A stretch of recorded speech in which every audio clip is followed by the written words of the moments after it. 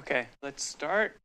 So last time we finished up the discussion of transformers. We introduced the idea of the BERT embedding, but very briefly. You saw in discussion more about these things. So I want to go back and make sure everyone understands this. There's a couple of questions that sort of had come up during office hours I thought would be good to share with everybody. So maybe I will talk about that. And I realized that many people hadn't seen word2vec, so maybe we'll also talk a little bit about like word2vec, make sure people understand. There's like a very interesting side of the story that's related to word2vec that's good to know. So before we get into this main topic, let's talk first about tokenization.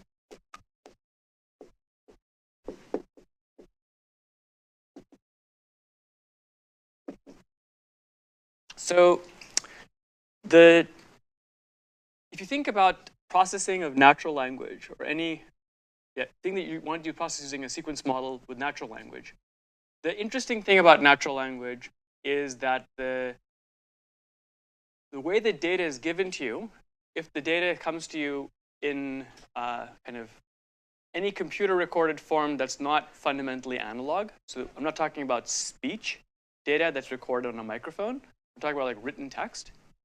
The problem is the data you get is fundamentally in a discrete alphabet, strings from a discrete alphabet. So what the problem you want to solve is how to take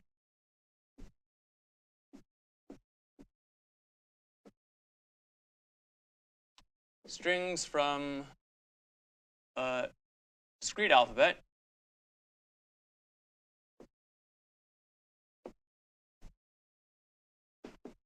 into a sequence of vectors. That's the big problem. Okay, this should be learned in some way, presumably. And so there's the way that we do it is we break the problem into two steps.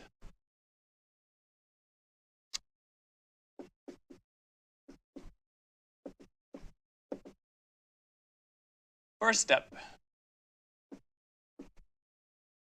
parse strings into a sequence of tokens.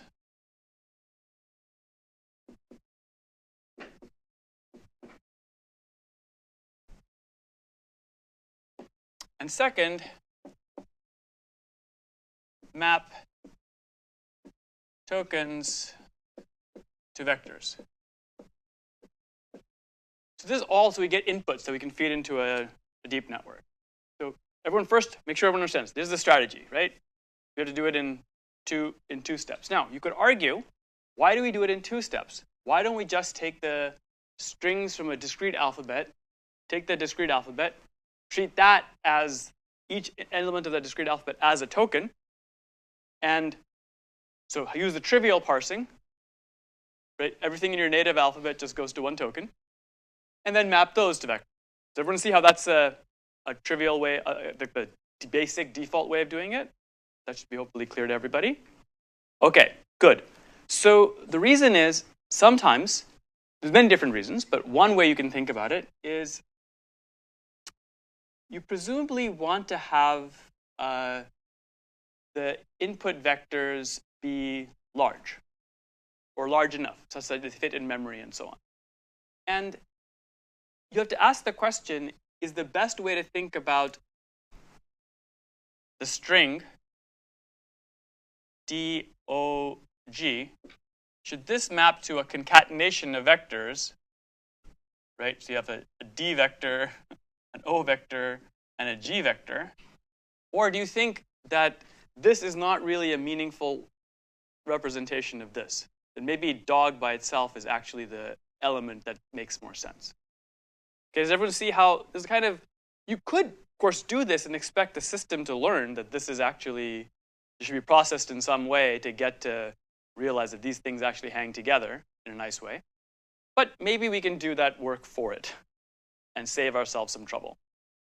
Okay, so that's one way of thinking about why we do this. So we can might as well load something up with a large enough vector.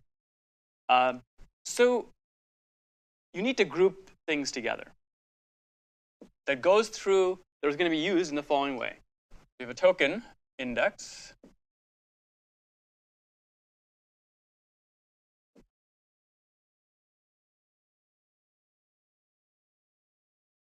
There's m tokens. There's just, you have a lookup table.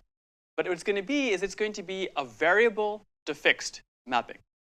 Because you know that some things are going to be, for most natural language or most linguistic tasks, all the strings that have interest are not going to be the same size. Like dog and cat are 3 letters, iguana is more. Is it really semantically meaningful to think of, well, iguana is actually more things than dog or cat? Not really, right? So you naturally want to have a variable to fixed mapping.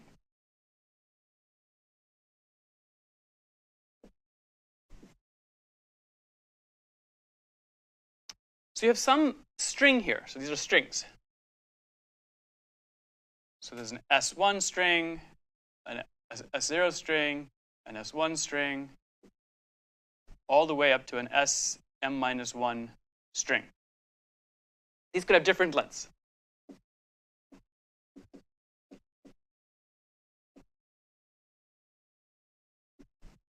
When I say string, I mean string means a sequence from this discrete alphabet, whatever your native input alphabet is. So think ASCII, right, if you want to, just regular bytes. Or you can think Unicode, whatever. So to be able to use this parsing, what you do is you simply start at the beginning of your string, of your actual input string, and you say, where do you get a match? Here. Right? When you get a match, you say, great, consume that match and emit the token. And then repeat. Is everyone clear? So it's very important that you have the property that these have to actually cover all possible strings of any length. Okay? Here there's some variation in what you can do. Okay? So one thing you can do is you can enforce a condition on these strings that's called prefix freeness for this set, which means that no string is a prefix of another string. Right? So if no string is a prefix of another string, it's an unambiguous match that you'll have. Right? You'll start, you'll find a match. There won't be any ambiguity. But if you have prefixes that are present, then you have an ambiguity in the match. So if, for example, one of the strings here is A and the other one is AN, right? And you find yourself starting with an A, you could say I could match to an A, or I could match to AN if AN was actually the next thing in this. Is that clear to everybody? So you have to avoid. So now you can deal with it in many ways. Like what you can have things that have overlaps like this that don't satisfy prefix freeness. But if you do that, you need a rule to how to break these ties, right? Or multiple matches. For example, going for the longest one. But prefix free is easy. And so most people will work with prefix free condition here. The second thing is it has to be the case that you never don't find a match. Because if you don't find a match, you just, like, the process can't continue. So you have to have coverage. Okay? So does everyone understand what tokenization is doing? I want to make sure that this part is clear and how it's kind of represented as a variable to fixed mapping. Now the next thing to understand is that this tokenization is fundamentally a sequential serial process as it executes. Like you have to process the input one symbol at a time to do these matchings and emit these tokens one thing at a time. This kind of thing, tokenization, runs in the CPU. It's not typically, you don't use the GPU for it. Okay, great. Next question. Maybe before we talk about how we learn it, I want to make sure people understand the mapping tokens to vectors. That's also another lookup table. So this is for 1. This is for 2. We have token index. And we have vector, some d-dimensional vector. So 0, m-1, and then you have v0, v1, vm-1. So here, you have a table whose entries on this side are just given. There's always going to be the list from 0 to m minus 1, so it's even implicit. These are all real numbers. So how do you apply the mapping? Obviously, just take the token and put the real number out, and that goes into your deep net. Okay? So here, how do you learn this? Because the thing you want to learn is filled with real numbers, this can be learned using gradient descent. Is that clear to everybody? Because it's the kind of thing that you can do gradient descent on. Okay? Because what it means to learn this table is to figure out what all these vectors are. Everyone good with that? So learning this, there's nothing mysterious about it. But learning this is different, right? Because here, there's no real numbers anywhere. Do you see this? No real numbers. So how do you learn this from data? Because presumably you want to learn it from data. Is this good? Make sure everyone's on the page. Okay. So basically, what people do is they say, what people did was they said, look, does this look like any other problem that we already have an off-the-shelf understanding of in our engineering toolkit? Okay? Like, whenever you face a problem, you want to say, does this look like any problem I've seen already? And if the answer is yes, maybe we can just adapt that. Okay? And indeed, this looks very much like a problem that people deal with all the time, which is the problem of compression. Okay? Which is, you have strings, text files, and you want to compress them. And the point of compressing a text file is to say you want to make the overall representation smaller. Okay? To make an overall representation smaller in a lossless way, where you don't lose anything, the only thing you can take advantage of is the fact that some things occur more often than others. Is that clear to everybody? So, certain very rare symbols in your, or rare sequences in your text file, if they're very rare, you feel like, okay, I can afford to spend more on representing those very rare symbols, and I'll use less to represent the common symbol. Is that clear? That's how compression works. So if you think about compression, the way that, if you haven't already seen this in a course, which is probably a small subset of people, but I want to make sure everyone's on the same page, it's easier to think about compression intuitively from a fixed to variable point of view. So for example, you might have heard of Morse code. Maybe I'm dating myself here. Has anyone here, who's heard of Morse code? Raise your hand. Okay, good, it's everybody. Okay, so in Morse code, you see that you have these dots and dashes that represent the characters in the alphabet, and certain things that are very common characters, like E in English, you have a very short symbol for. And other characters you have a longer symbol for, okay, because they're less frequent. That's at the character level. But when you start moving up to like word level, it's actually pretty natural to think of it the other way. Instead of fixed to variable, you think of variable to fixed. Okay? So once you have this way of doing it, you basically look off the shelf to say, hey, maybe we can actually tokenize using a compression-based strategy. Okay? Now, you might say, this is a bit weird, because our goal in natural language processing isn't necessarily compression of any kind. It's just we want to have a semantically relevant blobs that are represented, right? So what does compression have to do with this? There's two possible answers to this question. One is the standard deep learning answer, which is, I don't know, but I know how to do this. Maybe it has nothing to do with it, but I know how to do this, so I'll do it. Okay?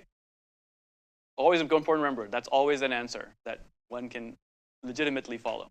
The other is to say, wait, the reason that certain symbols occur commonly together might be because they're actually related to each other in the usage of the, like, language isn't generated just by some generator for some, purely internal reason. It's probably meant to communicate something about the world, and those symbols probably occur together because they represent something that tends to happen as a semantically meaningful concept. So maybe compression actually is relevant here from the perspective of what's good for compression is also good for this system that we're building. Okay?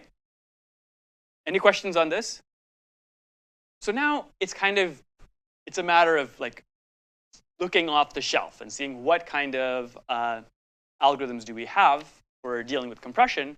And there's a very important algorithm called Huffman coding, which some of you might have seen in courses. Who has seen Huffman coding in a course? Okay, about 2/3 of the people. So if you haven't seen it, you should go look it up. It's one of the classic kind of algorithms. It has its own interesting little side story of how that algorithm came to be. It actually was, people didn't know the optimal way to do that problem that Huffman coding solves. And it was in a class that it was announced as this is an open problem of what the actual optimal way of doing this is. And then a student in the class solved it. And then became that student's master's thesis. And that's like one of the most famous master's theses in history. And Huffman was the person who did it. So the basic idea in Huffman coding is a greedy strategy that says what you're going to do is you're going to start off. You're going to pick a number of tokens that you want. I'll describe it in the tokenization strategy of what's called byte pair encoding. So strategy is called byte pair encoding is the classical way of doing it. It's like if you want to look it up, this is what it's called. Just related to Huffman coding.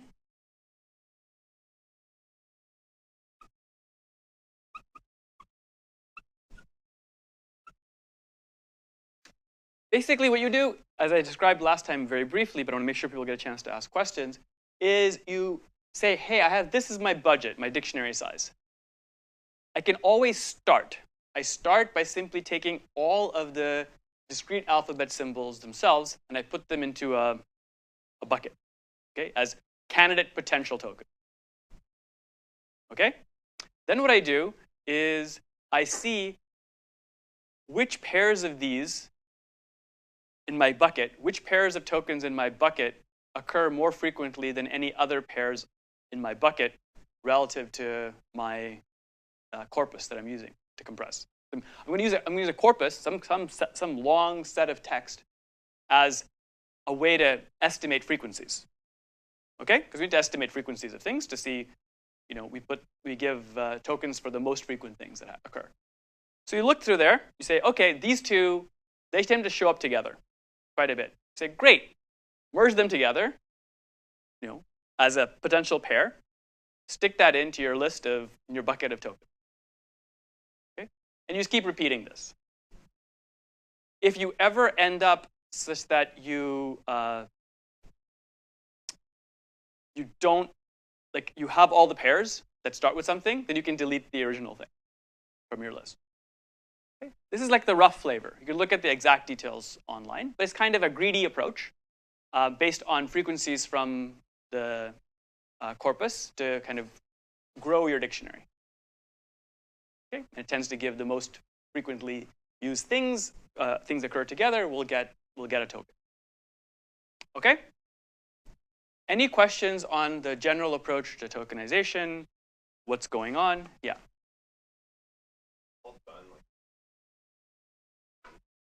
Great question. The question is tokenization is learning this map.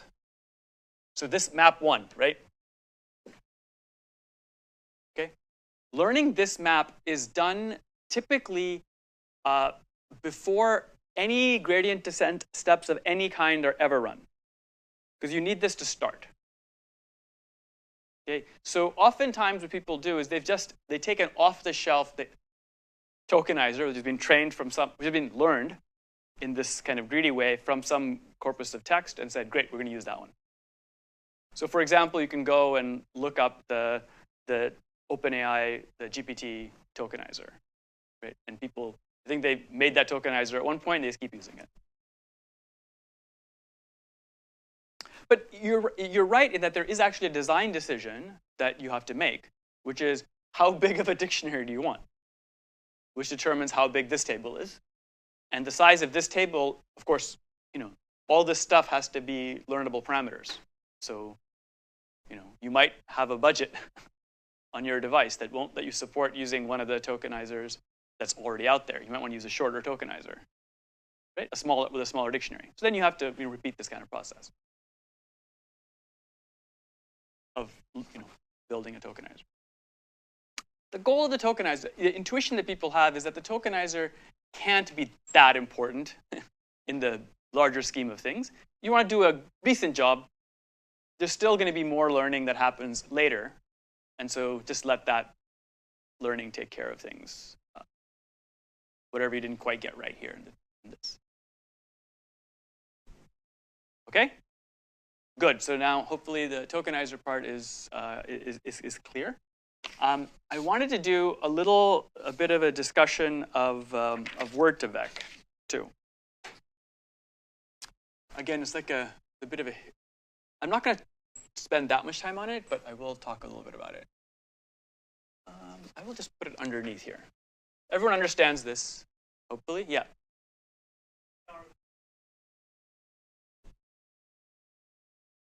The vectors. Yes. What are we comparing with to compute the loss? Okay, great. That's a good question. So let me make sure I can address it. So let's think of your entire system like this. Okay. So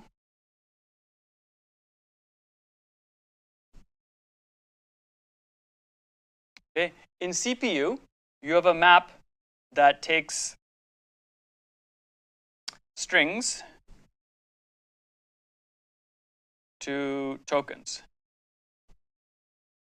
Okay, so then you have tokens, I'll call them T.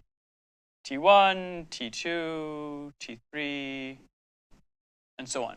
So this is you're running some training, right? So you have a string of input, and you have some, up here you have some loss. Some task you're trying to do. It doesn't matter, whatever the task is, okay?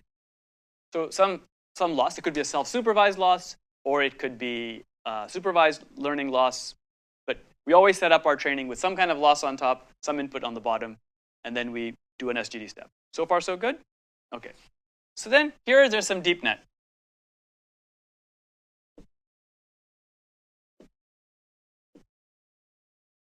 So backprop will propagate the gradients back through here, right? Now, what's interesting is that you have one more thing here, right? So this is the token to vector mapping.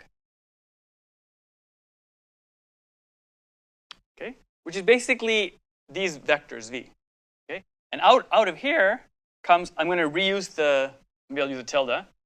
V tilde 1, the first vector. V tilde 2, and so on, are the vectors that go into the deep net. Good?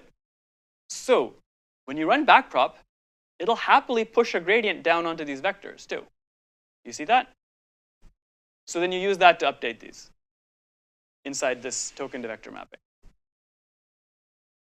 So it's just parameters like anything else.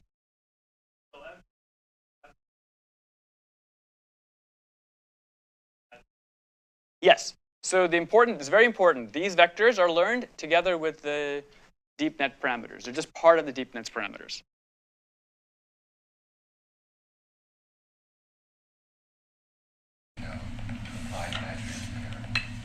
Okay, great question. The question is the mapping from token index to these linear? The answer is no, because these are just discrete symbols.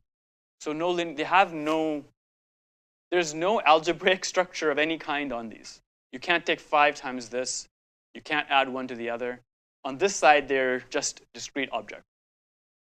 So this is represented as a matrix or an array in memory.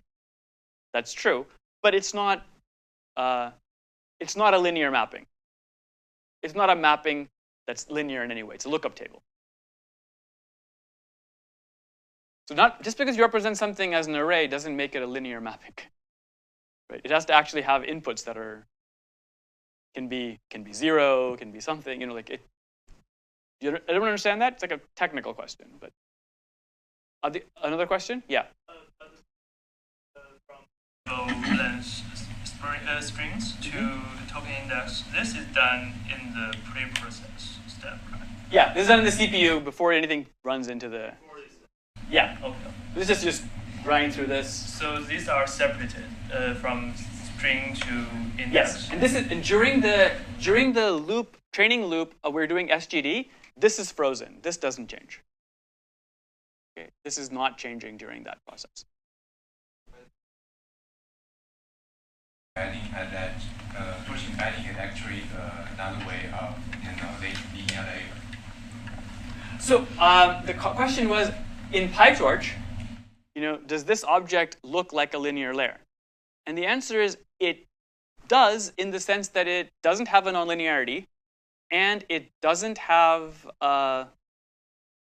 and it only has a matrix associated with it, right? Or an array. That's true. So from the perspective of PyTorch, it looks like that. Except if you want to think about it, its input that it always gets. So it's actually a subtle question, right? If you look at this, what it's doing as a mapping is it's taking a discrete object into vectors. Now, how do you realize that? One way of realizing a discrete, so you have an input here that says, let's pick a number, 432. Suppose M here is 32,000. Okay? Is this clear to everybody? So I'm looking at an example of how do you take 432 and get this vector, V432, out? Well, one way to do it is to look up the 432nd position in this array, row or column, I forget which way it's implemented, and just pick it out. Right? It'll be whichever ordered things are laid out in memory. Okay, so. Is that a vector matrix multiplication?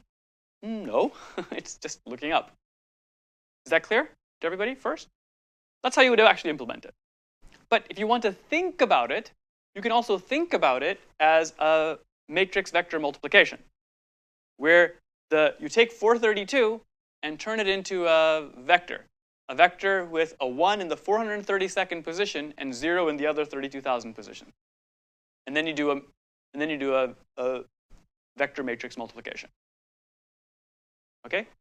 I mean, they're mathematically equivalent. You can think about it as the second, as having an intermediate thing of having a one-hot encoding of the token index, followed by this. But you don't have to think of it that way if you don't want to. It's not, yeah, hopefully that clarifies the relationship between this token to vector mapping and a linear layer. Okay, good. Hopefully this is clear to everybody. What I want to do next is just talk a little bit about word2vec. I'm going to spend too much time on it, but I do want to address the basics.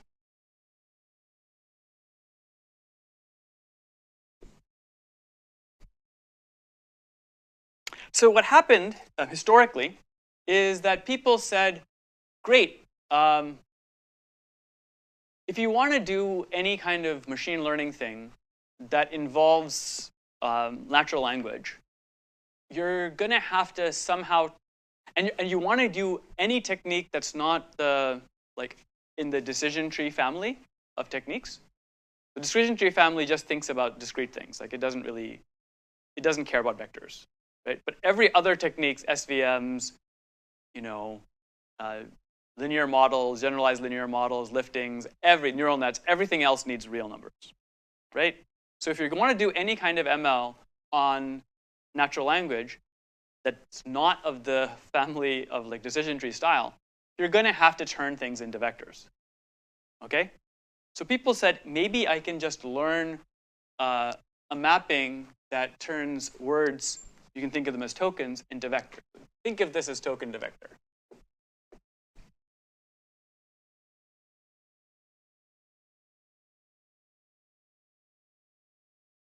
So if you want to have a token to vector mapping, what you're looking to do is, in a sense, cluster. You want to cluster these words into some high dimensional space. Okay, so basically associate each of them with a point. And you can think of it as you want to somehow capture some kind of semantically relevant information.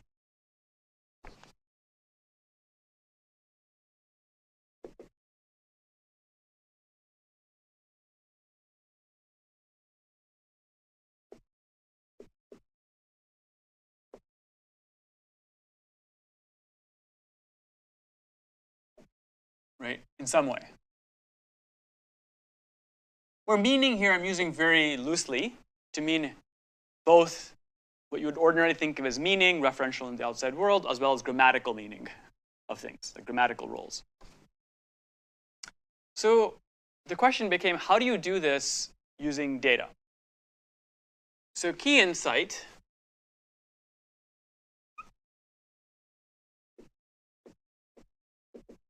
was words in the wild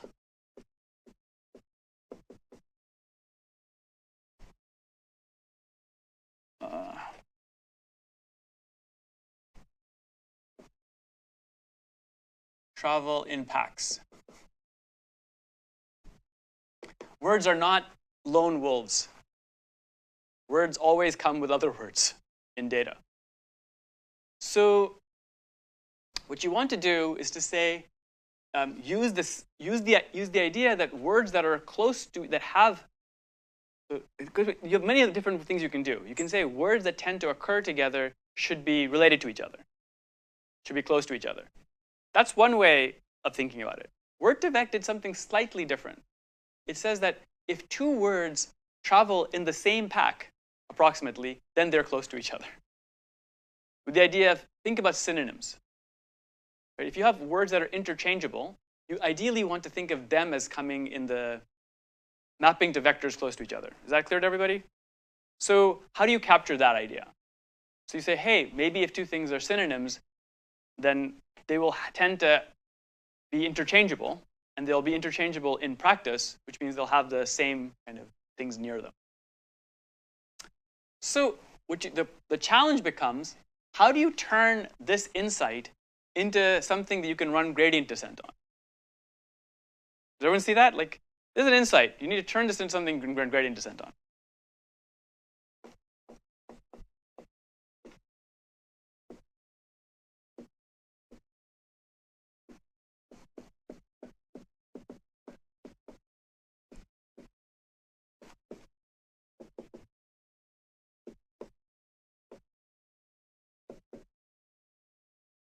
There's a few key steps that you do. So for Word2Vec, the first is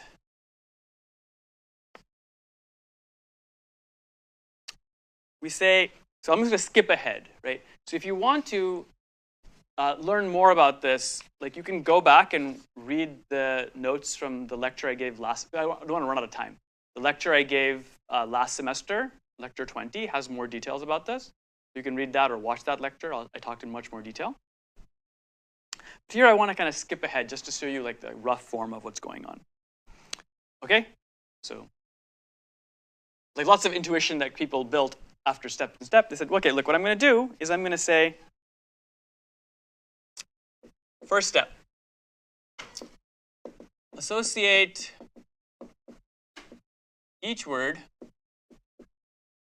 with two vectors. You can think of them as being the same, but it was done with two vectors. So I'm going to. So there's UI, the U vector associated with it, and the VI, the V vector associated with it. Then what you do is you say the following.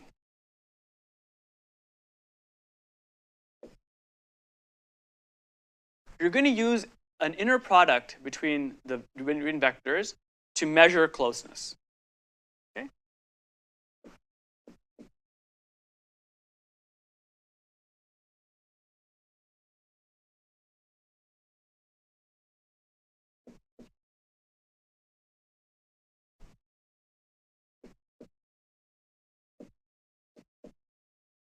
Score. And what the score does is it says, for O as a neighbor, as a likely,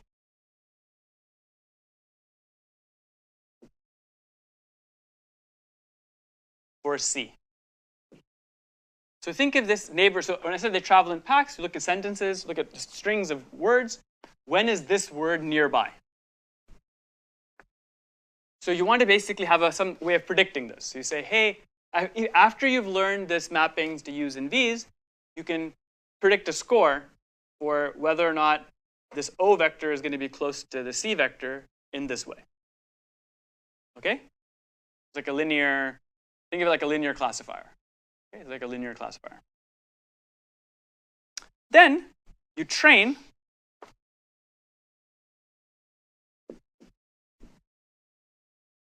using, quote, I'll put a quote, logistic loss style.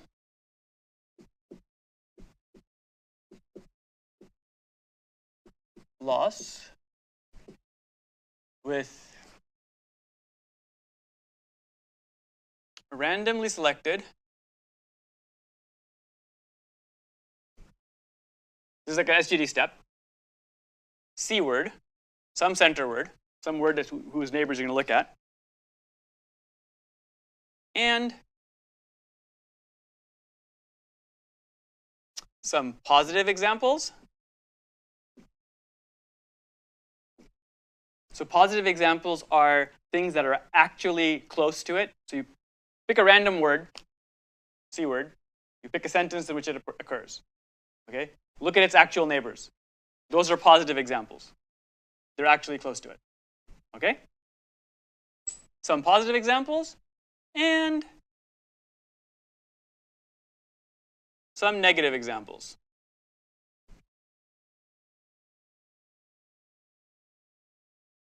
So things that you want to be far. Okay? How do you pick negative examples? Just pick random words. Is this clear? Why do we do it this way? There's lots of, I talked more about it earlier, but think of it as you need to have class balance when you're training a logistic type classifier, right? You don't want to have all, very few words are nearby and most things are far away, right? So if you just assign scores like that, you'll just you can make these scores be low by just making things go to 0. Right? So you don't want to have dumb solutions come out. So you go for balance this way. And then just, when I say logistic style loss, I literally mean, do the 1 over 1 plus exp plus minus score, where this score reflects the log of this, right? For logistic, right? Where this plus minus refers to whether you want this to be a positive example or a negative. Right? Everyone remembers logistic loss, right? It works like, okay? Just do this. And just train. Does everyone understand the basic picture here of what's going on? Yeah.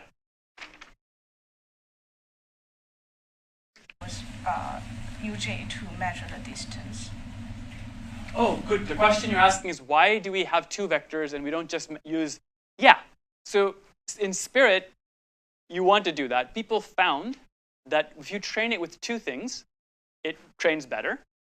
And then what you do at the end, so great point. 4th step is use the average of UI, VI as your embedding.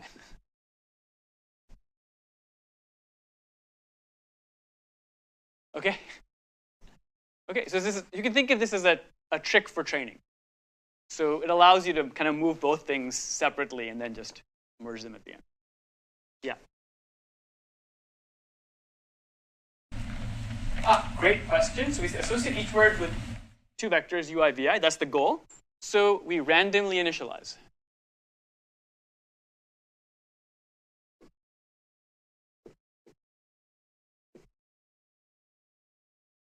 We assign them all random vectors to begin with. And then we train Train meaning we do SGD steps, and we SGD step on these things to adapt them.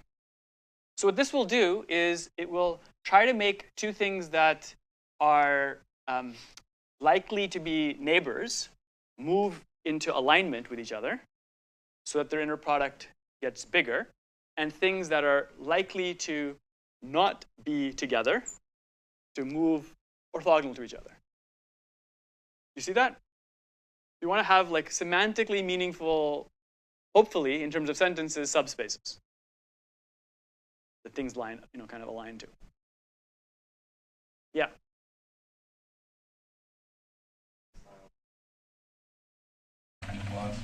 Great question. So the answer is always, what do we have lying around? So we have logistic style loss lying around. We kind of think of it as an embedded. So when you do this, you're saying, hey, I kind of want to do a classification problem, a little classification problem. Like, given a center word, given another word, I want to say, are you likely to be here or away? Are you likely to be one of my neighbors or not? Once you think of it kind of as a little embedded classification style thing, then logistic loss is a natural one to think of.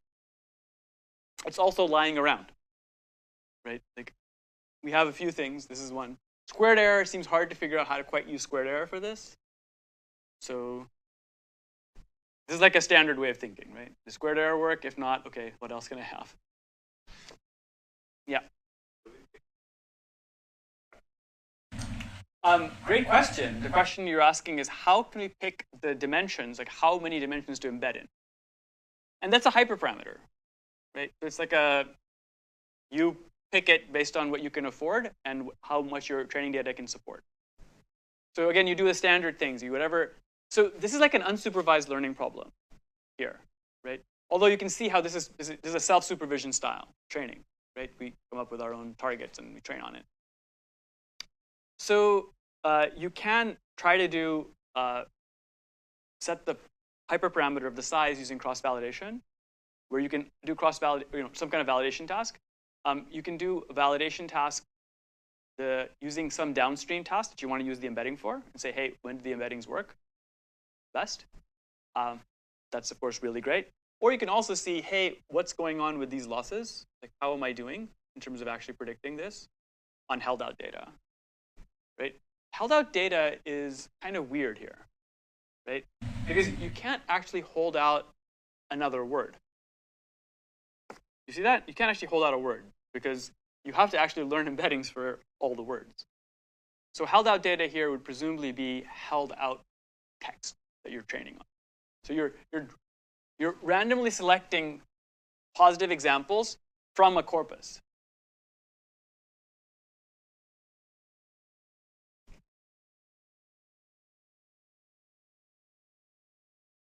Right, that's how you're learning. You have to have some actual training data. Your training data is a corpus of text. That's what tells you what's nearby. Okay? So why is word2vec so interesting? It's interesting because certainly, it's a way to learn an embedding. It's historically important. But what happened with word2vec, what made people really step up and notice, was that people said, just playing around, said, hey, I now have vector representations for different words. But vectors live in vector spaces. And so I have lots of vector operations I can do. For example, I can add and subtract vectors.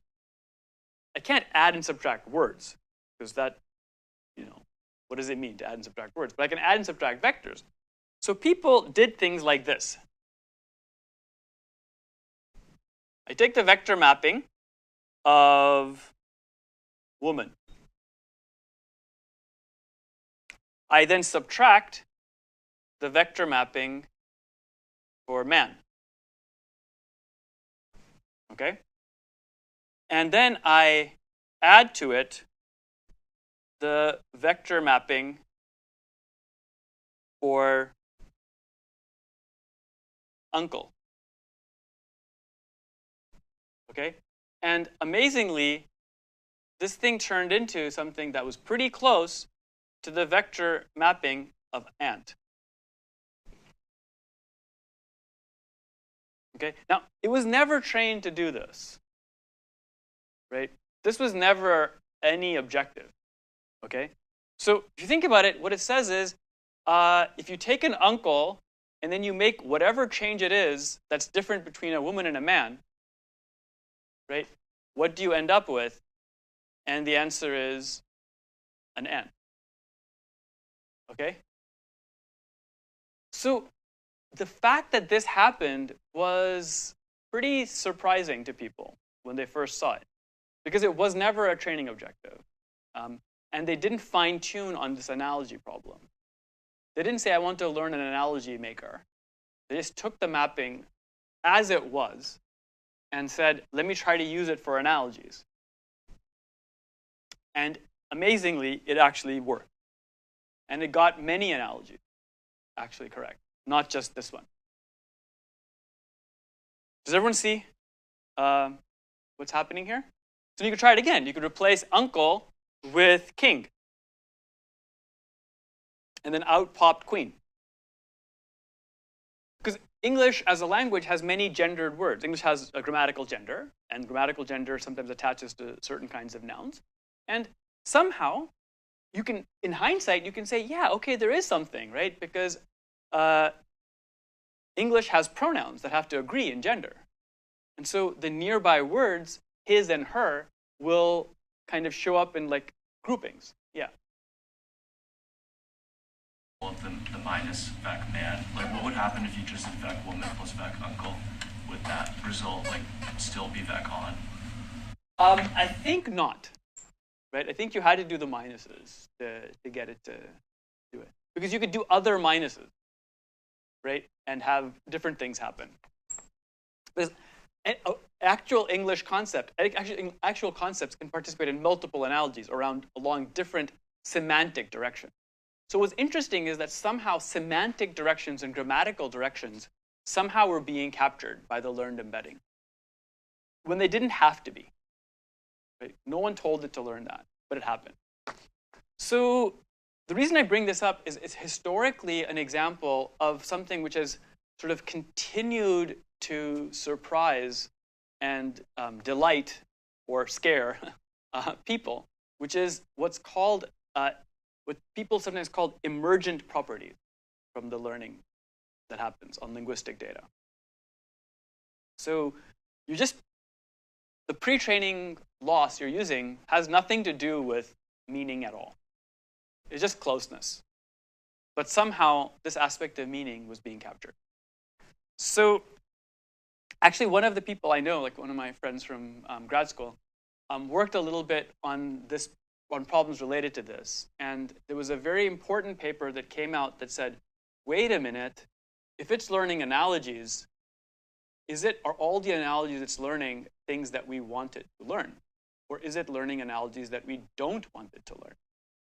Right? And basically they said, for example, is it learning stereotypes? Right? And the answer was yes. Right? For the reason that, you know what? The linguistic data is the collected utterances of people, and people hold stereotypes or write in stereotypical ways, and this thing, if it's going to learn meaning, is going to also learn those. So that set off a field that's very important of how can you try to control some of these emergent things that are being learned. Okay, so this is very important. It's tied to a lot of work in what's called AI safety, how to get models to do things that you want it to do and not other things that it might have learned to do. You don't want it to do it. Okay? So Word2Vec sort of made people realize that you can have these models do things that are not, without any fine-tuning, without anything, can solve problems. And so people started being on the lookout for that. And that turns into something that's way more important now. So for example, if you go, like now, you can all go online and like go play with GPT, right, and chat GPT. And what the original GPT models, I'll talk about in a bit, what they showed was similar emergent properties, right? That they were just trained on next thing prediction, but they could also solve some problems with no fine tuning at all.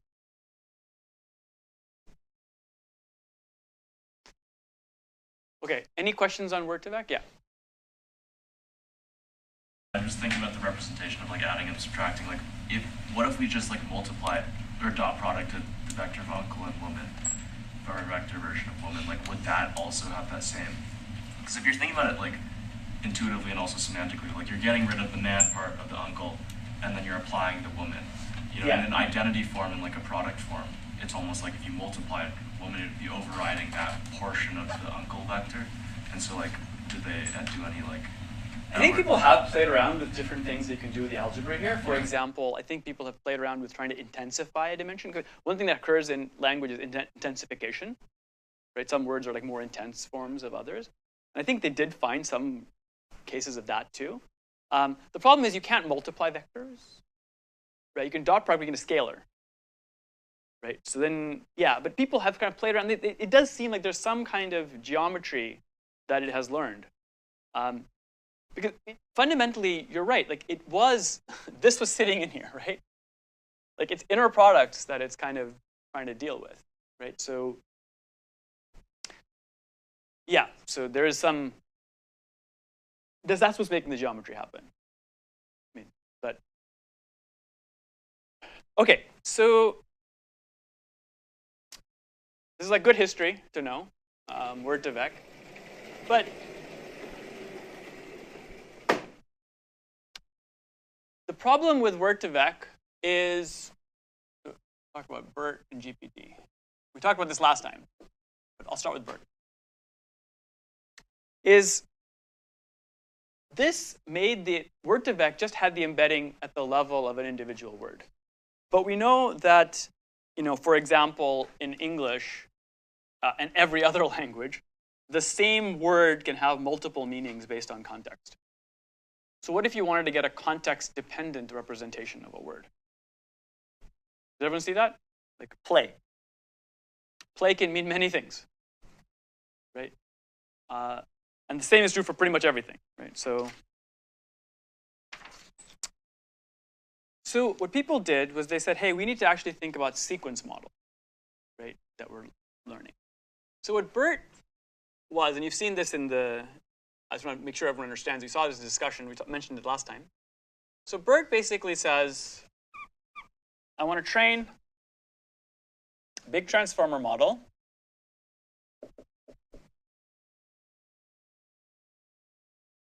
This transformer model is, quote, encoder style.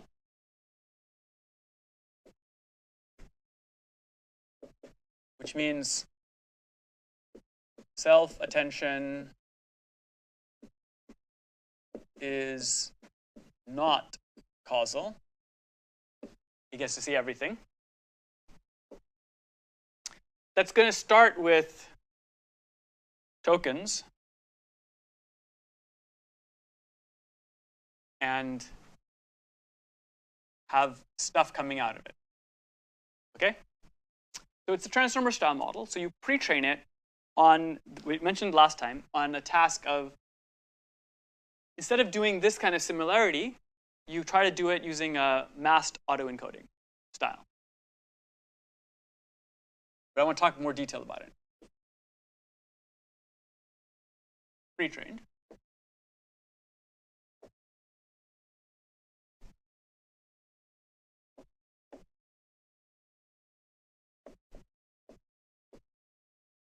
So let's talk a little bit about the details here a little bit, just to make sure everyone's clear. So tokens go in. They get mapped to a vector. A position embedding gets added in. And that enters the inputs of everything. Okay? So this has learnable parameters in here. And they might be learnable parameters in your position embedding too. It's your choice. I think BERT did not use learnable parameters inside the position embedding. But the style doesn't matter. Okay, so tokens come in, this happens, and then you have to pick an objective. So the most important objective they did was they said, I want to do a masked, but really, it's not just a masked autoencoder, it's a mask and denoising autoencoder.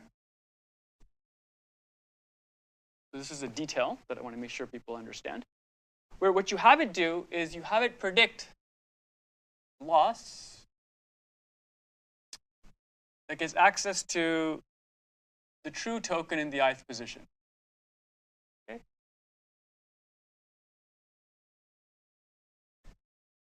So when we talk about masked denoising autoencoders, what we do is we say that instead of just passing in the token that you actually have, you run it through a block that can add noise. Right? Remember how denoising autoencoders work? And masking is a kind of noise, which is like erasure noise. Is everyone good with that? Okay, so this is the thing that masks or noises. I don't know what that word is. Makes noisier.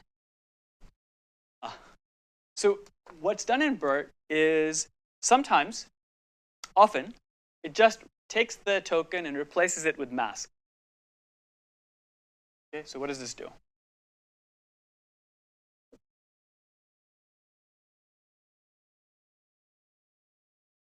Mask is just a special token that's mask. Okay, that just means there's a particular token in our list we call mask. It never occurs naturally in the data. Okay, it's just a special token. It does this like, I don't know, 10% of the time. But it can also do other things. It can also have tn just go to tn. Actually allow it to go through.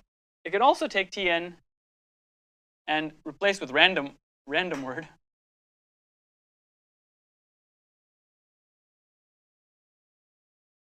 Okay? So it can do these kinds of different things at the input. Then the loss is basically, can you predict it or not?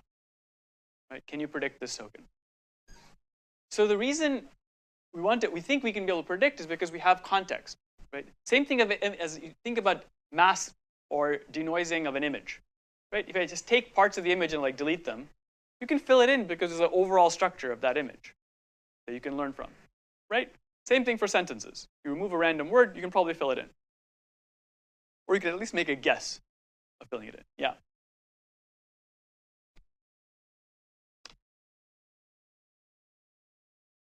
So this is an encoder style only. So what I mean is that this thing, it has self-attention that's not causal.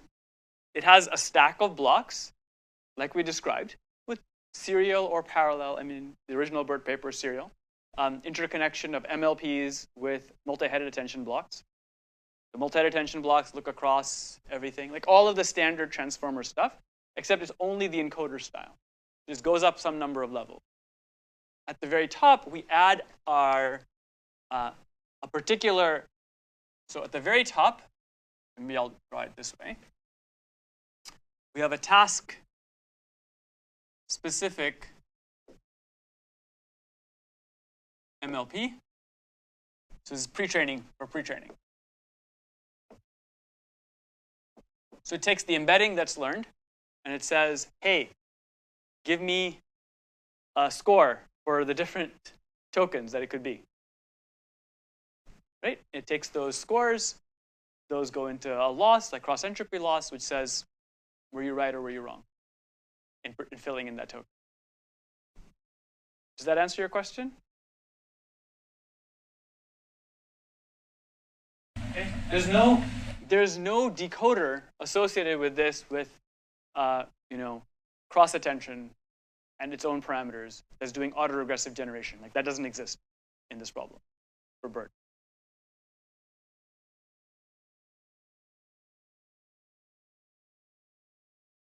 Yeah, the thing you want to predict is actually the thing that should be there.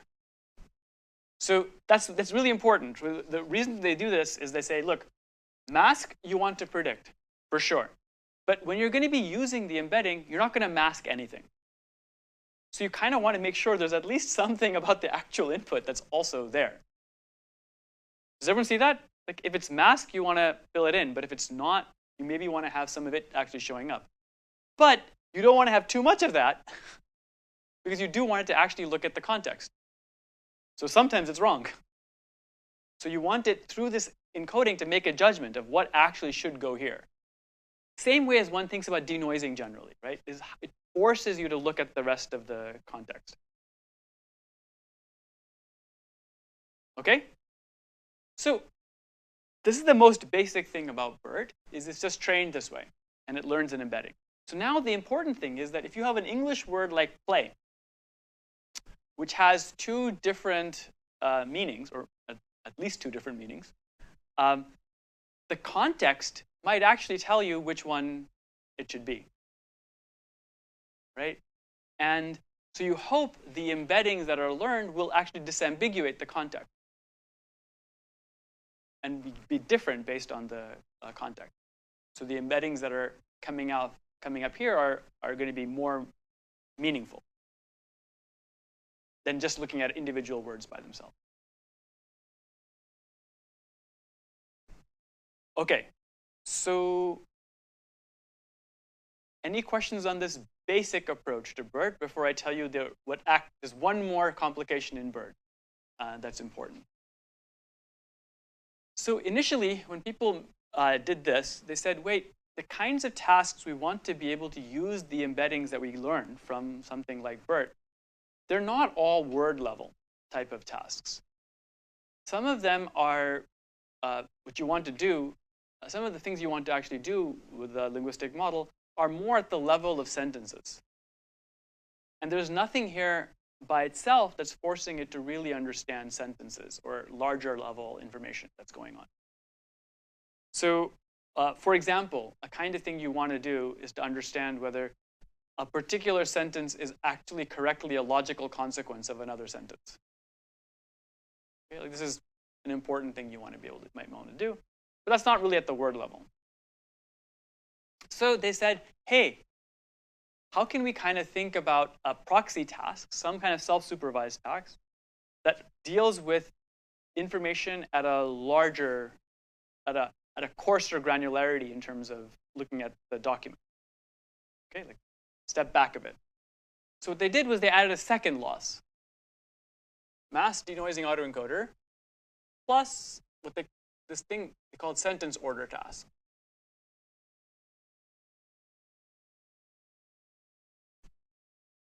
So what they did for this was they said, hey, I will continue. Instead of just feeding like one sentence or some text, I will just, everything is weight shared here, right? So I'm not adding any parameters necessarily here. It's more stuff here on this side. What I'm going to do is I'm going to feed it input that's actually like this. There's tokens from a sentence, right? Then there's a special token that's called separator, which is saying now another set of text is coming. And then there's more text. Okay? So you can think of this as there's sentence 1, and then there's sentence 2. And sentence 1 and sentence 2 were next to each other in the text.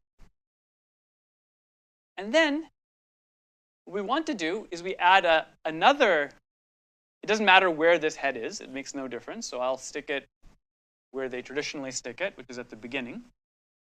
Okay. But a separate token, which is another special token called class. And they say here, what I'm going to do is I'll have a different task-specific thing. Sentence order classifier with a loss. So what I'm going to do is I'm going to ask it did the first sentence actually come before the second sentence, or was it the other way around in the text?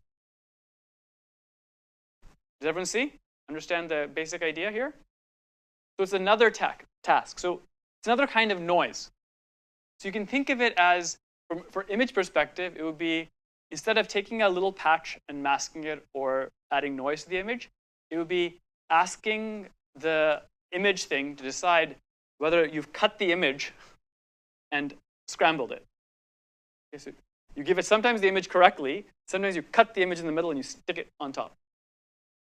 And you tell it, hey, which image was it? Was it the actual image, or was it the image with a weird cut? So here you do it on a sentence boundary. You say, did this sentence come first or this sentence? And in actual text, as a human, you know you can probably tell the answer to that question most of the time, because language has flow.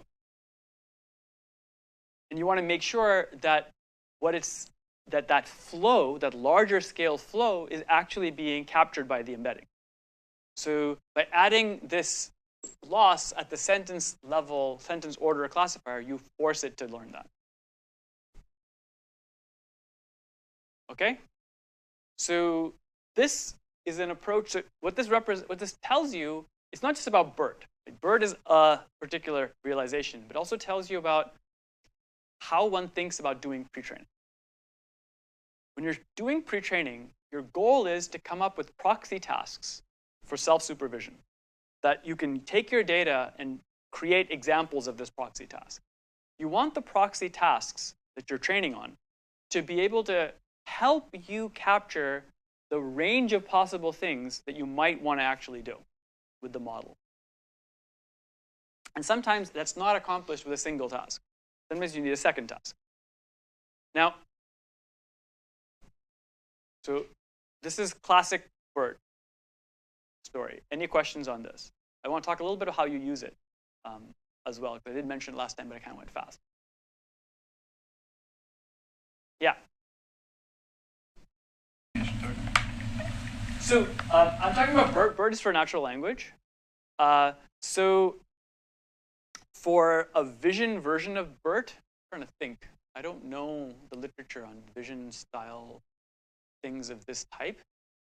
So I can't answer the question exactly of whether you would use a classification token.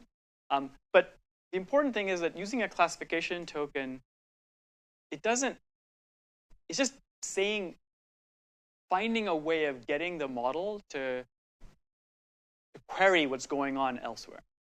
Right? But there's still weights here. Like these are still the same weights that are used here, here, here, and everywhere else. Right? So you need to have it be able to handle that. I don't see any reason why you wouldn't just throw in a random a classification token. There's nothing about this that seems particularly language specific. But I do want to comment on one thing, which is that one of the weird and interesting things that happens in language models we still don't fully understand is that sometimes design decisions that make sense for smaller models stop being as relevant for larger models. And so what people have found is that the role of, so when in the original BERT paper, they said that having this second task was actually very useful in getting the thing to train well and to be useful for other downstream tasks. But there's currently some degree of controversy about whether this second task is actually needed once the model gets bigger and has enough data. That this second task might not be adding anything substantial. The performance of just simply doing the mass denoising is enough to also handle these other tasks without this other task. So, okay? So this is another thing to think about. We don't fully understand why this is the case, but it seems to be true. As models get bigger, as you get more data, sometimes we don't need as many proxy tasks anymore for pre-training. This is not settled yet. Right? It might be that actually we do better with having even more proxy tasks, but no one has been able to really engage with it fully. Okay? So final thing I wanted to say about BERT before I kind of talk more about fine-tuning, is how do you use it, right? So I'm going to erase stuff here. I don't need to have this long of a block.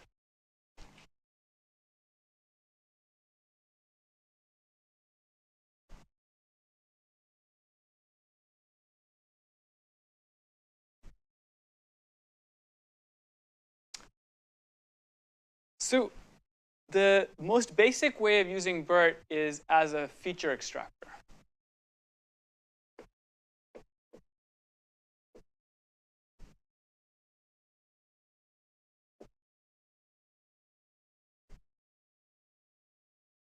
When we say it's a feature extractor, we're saying all we want to view BERT as a black box, which generates for us vector embeddings of NLP tag, of sentences. So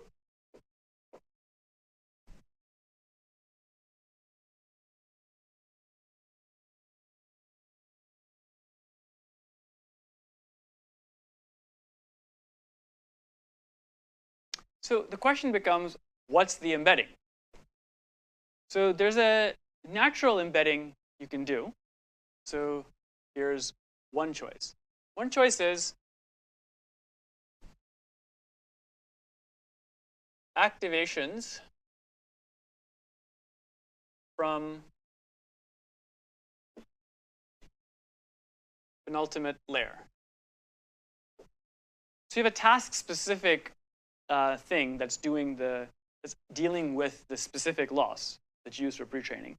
Clearly, that's not, the scores from that are not necessarily relevant to you for your task, but the thing that's right before it, right? That's one thing you can do. Is that clear to everybody? But you don't have to do that one. You could do activations from layer before the penultimate layer. You have activations all the way down, right? You can choose whichever one you want. So why might you want to use the layer before? The reason is to think about what's happening. This thing is trained using gradient descent. You actually have a task that you're using. The task-specific thing on top is definitely going to be tuned to that task. But you know what? Gradient descent is working by backprop, which is pushing the gradients through that, which means that maybe the layer the penultimate layer actually might also be a little bit specialized to doing that task. But the one before that presumably has more general stuff in it. Well, you can now maybe see where this is going. You could take activations from top K layers. Right? Why not? Why take the first one on top or the second one? Take the first 4. Right? You get longer vectors, the choice of how long it is. And then you're like, hey, why not? If you think about the details of inside the transformer model, you have these residual type connections, right? Remember residual type connections? So once you have residual type connections, in your mind, you should think, well, that means adding these activations is not an unreasonable thing to do, right? Because you add them using residual connection. You see that? Once adding thing is not a reasonable thing to do, is a reasonable thing to do, you could average activations from top K layers. These are all reasonable things you could do to try to extract features from BERT. Again, how do you make the choice? Which one works best for your application? Is a hyperparameter, the hyperparameter. Any questions on this? So what this means is that if you're going to do a task, for example, that is naturally at the word or token level, you want to fine tune. You want to train. So you have BERT already off the shelf. And now you have a task that you want to do. And the task you want to do is actually at the level of words. So you could just say, I'll just use BERT as a preprocessor. I'll tune something which takes the features out of this, whichever one you choose, and I will learn a mapping from those features to my actual task using my training data. Okay? So this feature extraction style is the most natural and easy thing to understand. Any questions on that? How do you do that? Okay? So notice something though. You don't have to just use BERT in the context of getting features from every single token that came in. Right? 'Cause remember, this is a token to token mapping, right? The transformer maps sequences to sequences of the same length. You can also query it with this class token. So one thing you can do for certain types of tasks, for example, if you want to fine tune, if you want to learn how to solve the problem of does this sentence logically follow from this sentence, for example, what you can do is use BERT, send in this class thing, and then use the features that come out of here, right? The thing right before the sentence order classifier, right? Use those features. You could use the top one, you could use the same kind of thing. And that could tell you something, for example, that turns out to be very useful for deciding if one sentence logically follows from the other. Because logically following is not that different than one comes after the other in text. Okay?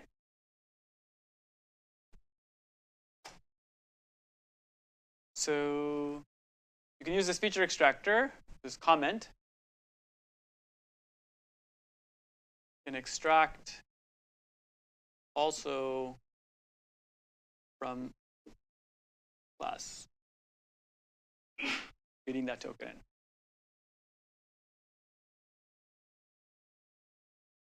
Final thing I wanted to say is that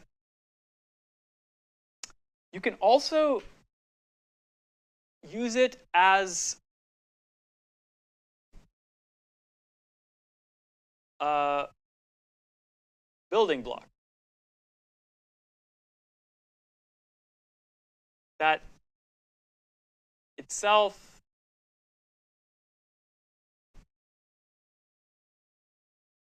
can be tuned.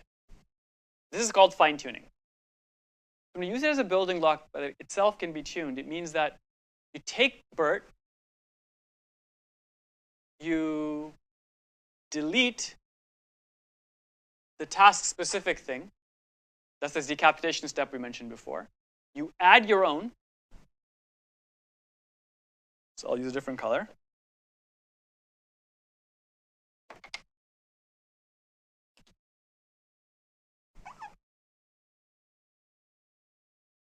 New, they're called heads, new task head, which is confusing because multi-headed attention also has heads, but those are two different kinds of heads. Okay, so when you say task-specific head, we mean something that's aimed at the specific task you want to actually do. So you can stick a new task head on there, and if you treat it like a feature extractor, you're just using these activations, and you just freeze everything here and just train this. But you could train everything. Right? You could just use it as a building block and treat the pre-training as simply giving you a good initialization. Does everyone see that? Okay, now I want to comment on something. Before I'm out of time, but I want to make one comment. If you do this, so you're going to randomly initialize your task head, right? It's a good idea to not unfreeze everything at the beginning. Okay, why is that? Reason is that backprop works by pushing gradients backward. At random initialization, this is really bad at the task. It has no idea what the task is. Okay? So at random initialization, backprop will be sending garbage gradients back. Does everyone see that? Like, this doesn't know what it's doing yet. Okay? So the gradient, now in normal training for random initializations, who cares? Right? You're random initialized, you get some random stuff, what does it matter? Right? But for this, it does matter. And you can cause the rest of the model to actually degrade a bit on your small amount of data. So what you want to do here is the current best practice is first train it freezing the model, okay? And then let everything adapt. So you start in a place that's decent and not a bad place. Because everything here has been initialized to a pretty decent place, you think. So you want to also get this to a reasonable place and then train everything, okay? Last comment I wanted to make on the fine-tuning aspect. We'll continue the discussion of fine-tuning, and we'll talk about how in GPT-style models, the same kind of thing that happens in Word2Vec can also be in terms of you can get it to do things even without tuning or doing any steps of gradient descent. The same thing can happen in GPT-style models too, and that's the whole topic of prompts and prompt engineering, which we'll get into next. Okay, with that, I'll end, and